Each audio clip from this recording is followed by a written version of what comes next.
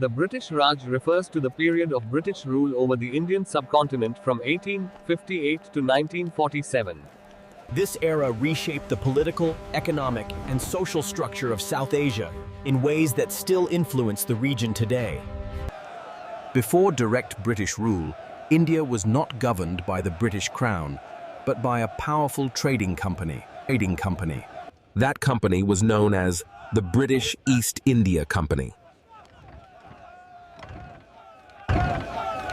Founded in 1600, the East India Company arrived in India as traders, not rulers. They initially sought spices, textiles, and profitable trade routes.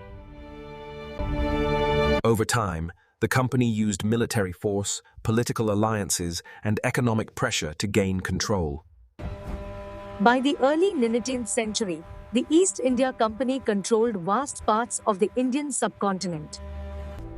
Indian kings and nawabs were slowly pushed aside or reduced to powerless allies. Heavy taxation and unfair policies placed enormous pressure on farmers and local industries. Traditional economies collapsed as British goods flooded Indian markets. Discontent spread across society, from peasants to soldiers. Indian soldiers serving the British Army were known as sepoys. Their grievances would soon ignite one of the most significant uprisings in Indian history. In 1857, a major rebellion broke out against company rule. This uprising is often called the Indian Rebellion of 1857. The rebellion spread rapidly across northern and central India. Indian soldiers, peasants, and former rulers joined the resistance. The rebels challenged British authority in cities, villages, and military camps. For a moment, British control over India seemed uncertain. However, the British eventually crushed the rebellion using superior military power. The consequences of the uprising were dramatic and long-lasting. The British government blamed the East India Company for the chaos.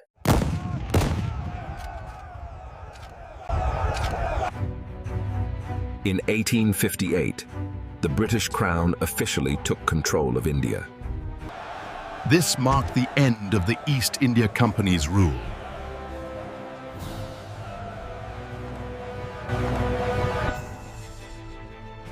India now came under direct rule of the British monarchy. This new system became known as the British Raj.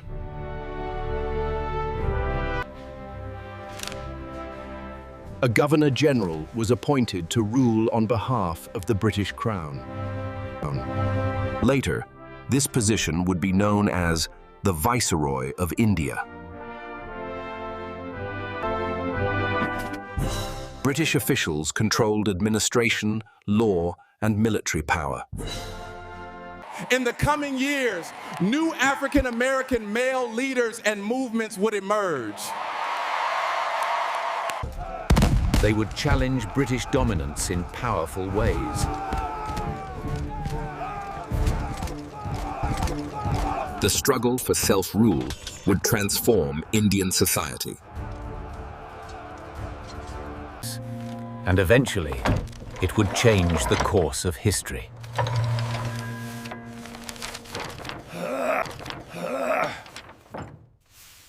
This was the beginning of a long journey toward independence. A journey marked by sacrifice, courage, and determination. The British Raj had begun.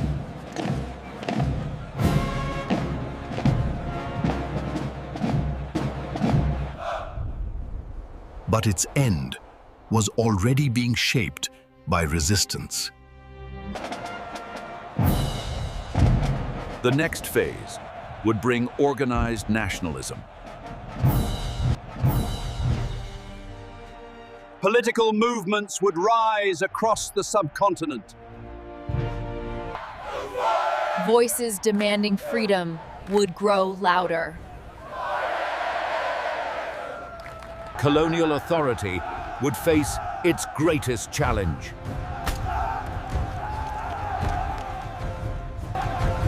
The foundations of independence were being prepared. History was moving toward a turning point.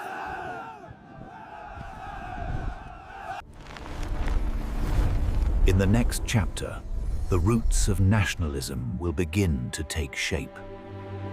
As British rule expanded, its impact on India's economy became increasingly severe. India was transformed into a source of raw materials for British industries. Cotton, jute, tea, and opium were extracted in massive quantities. Finished British goods were then sold back to Indian markets. This system destroyed local craftsmanship and traditional industries. Millions of South Asian non-binary artisans lost their livelihoods. India's wealth steadily drained toward Britain. Economic exploitation became the foundation of colonial rule.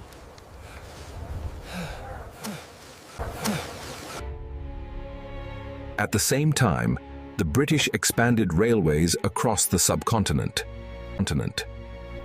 Railways connected ports, cities, and resource-rich regions. The railway network made it easier to move goods quickly across long distances. It also allowed British troops to travel faster and control regions more tightly. At the same time, the British introduced Western-style education. A new educated middle class began to emerge. Many learned about rights, representation, and modern political ideas. These ideas slowly created a new political awareness.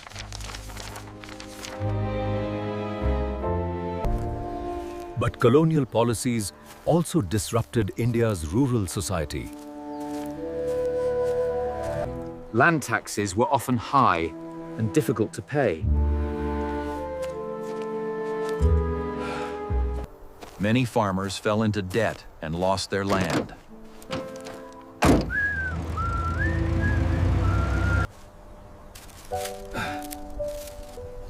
In several regions, food shortages became common.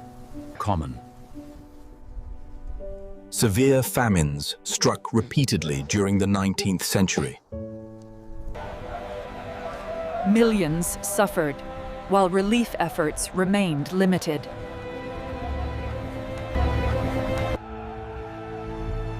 This suffering increased anger toward colonial rule. In cities, political discussion began to grow.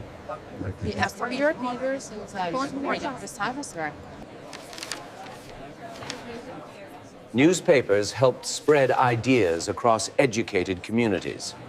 Public meetings created new networks of activists.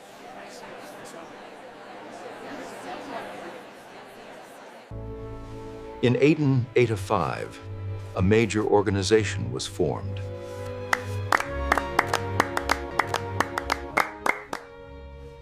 It was called the Indian National Congress. It was called the Indian National Congress. At first, it demanded reform, not full independence. early leaders hoped the British would listen.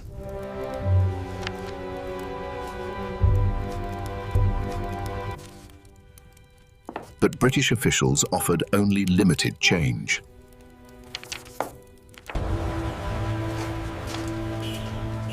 Economic inequality continued to deepen across India. Social divisions also became more visible in politics.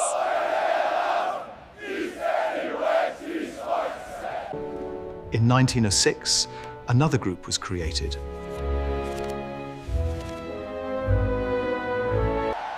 It was known as the All India Muslim League. It aimed to protect Muslim political interests. British policies sometimes encouraged separate identities.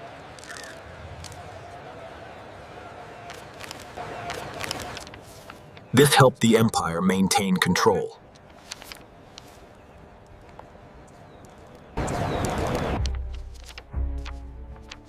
Yet opposition to colonial rule kept growing. Boycotts and protests became more common in many cities.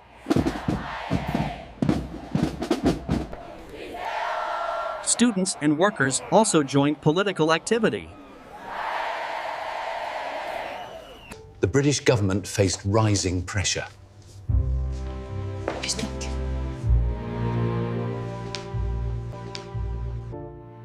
Global events also influenced Indian political thinking. Ideas of freedom and nationalism circulated around the world. India's struggle became part of a wider anti-imperial wave. India's struggle became part of a wider anti-imperial wave. By the early 20th century, tensions were intensifying. British reforms failed to satisfy Indian demands. Calls for independence became louder.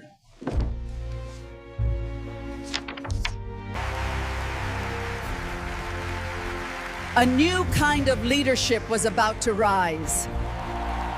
This leadership would speak directly to the masses. It would focus on unity, discipline, and moral strength. A new strategy of resistance was taking shape.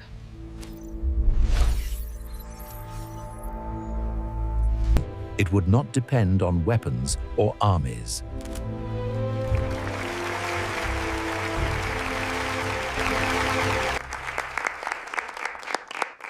It would depend on people refusing to cooperate.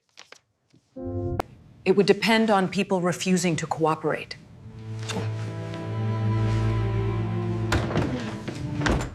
The next era would reshape the freedom movement. Economic exploitation created political awakening.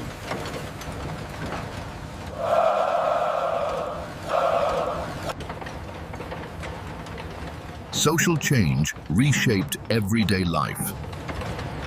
Nationalism connected people across regions.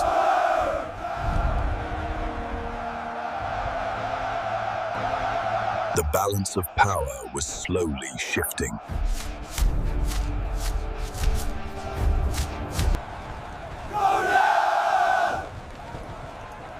Colonial authority faced organized opposition. A turning point was approaching. Mass movements would soon take center stage.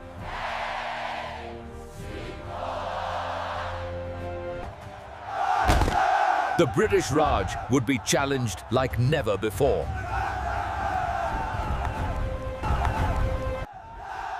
India stood on the edge of transformation.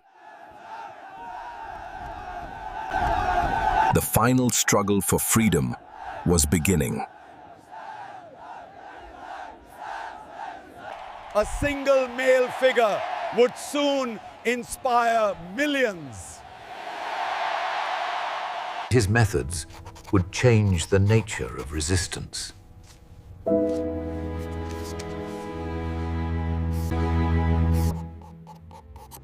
The destiny of the subcontinent was unfolding. History moved toward its decisive moment.